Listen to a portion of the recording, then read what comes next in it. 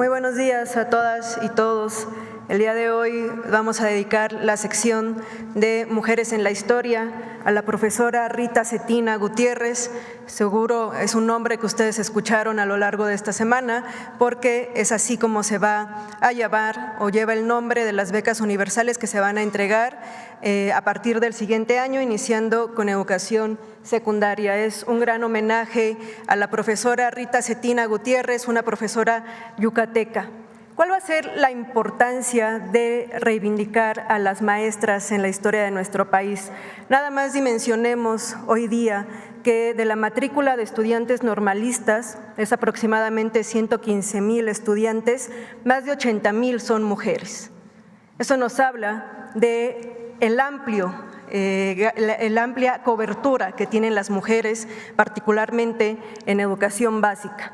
80%, más de 70%, según de acuerdo con el INEGI, son mujeres en educación básica. Es por eso que es muy importante que recuperemos a las maestras, a las referentes históricos que han consolidado el sistema educativo nacional y sobre todo en educación básica. ¿Quién va a ser una de ellas? Rita Cetina. ¿Por qué es tan importante? Ustedes pueden ver en las imágenes parte de la revista La Siempre Viva. Ubiquemos a Rita Cetina en Mérida a finales del siglo XIX, particularmente en 1870. Es una maestra que está poniendo en tela de juicio el que las mujeres no se estén educando en las ciencias.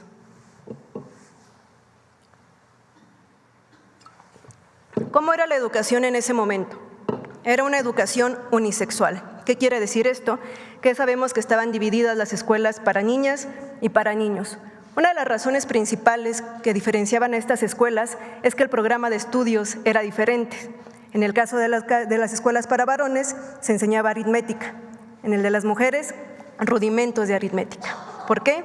Porque nuestras capacidades eran menores, porque no aprenderíamos ciencias, porque no aprenderíamos este contenido. Entonces la diferenciación en estas escuelas se daba desde el contenido. Y es por eso que maestras como Rita Cetina a finales del siglo XIX empiezan a discutir y ponen en la discusión pública que las mujeres debemos de aprender ciencia, que tenemos las capacidades para aprender ciencia, y va a crear esta fundación, que además de todo va a ser una escuela para las niñas de escasos recursos de la sociedad meridiana, pero además es una sociedad científica y literaria.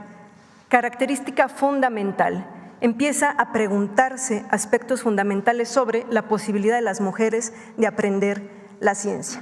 Y algo muy importante que quiero destacar en esta sección de historia, de las mujeres en la historia, es que si tenemos materiales de estas protagonistas, pues es importante que las escuchemos y que las conozcamos de viva voz. Así es que tenemos una muy breve cápsula acerca de qué se preguntaba Rita Cetina a finales del siglo XIX.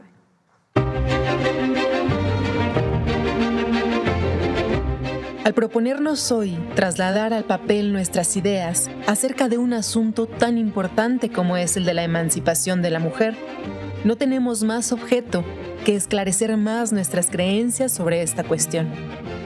¿Por qué tenerla sumida en la ignorancia y emplearla solamente en el trabajo material?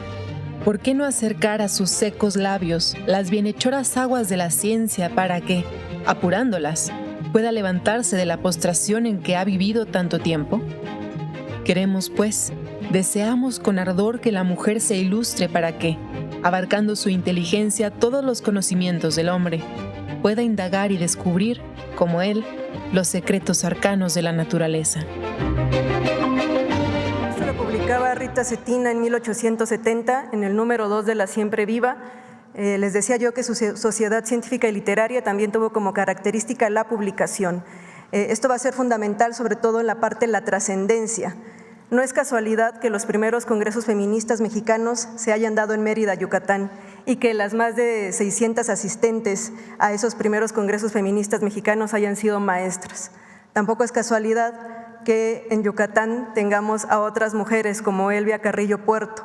Pensemos, por ejemplo, que las primeras diputadas mexicanas en 1923 precisamente se dan en Mérida, Yucatán, o en este año que estamos reivindicando a la figura de Felipe Carrillo Puerto, pues justo va a ser en el gobierno de Felipe Carrillo Puerto donde las mujeres de manera local van a ser las primeras diputadas en nuestro país, a más de 100 años.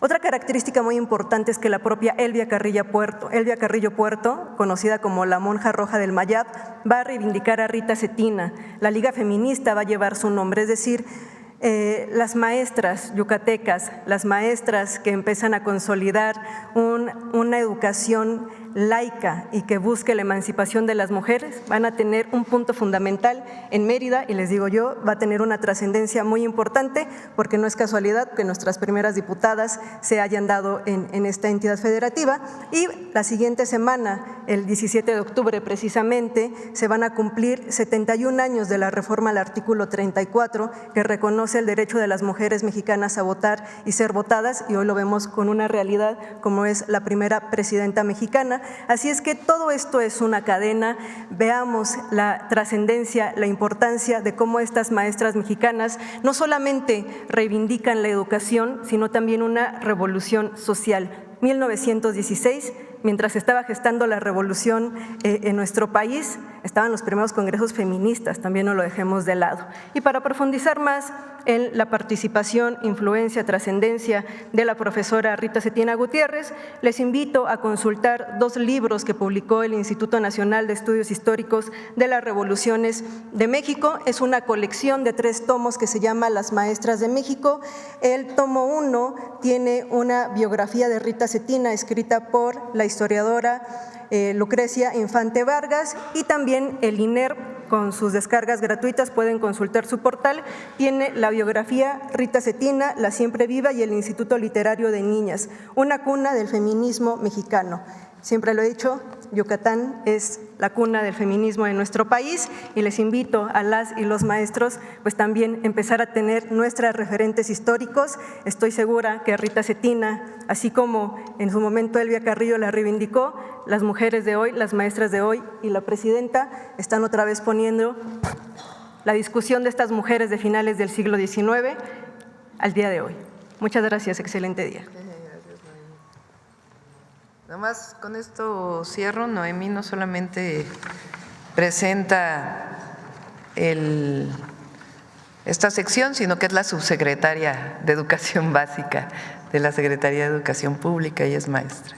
Muchas gracias a todos y a todas.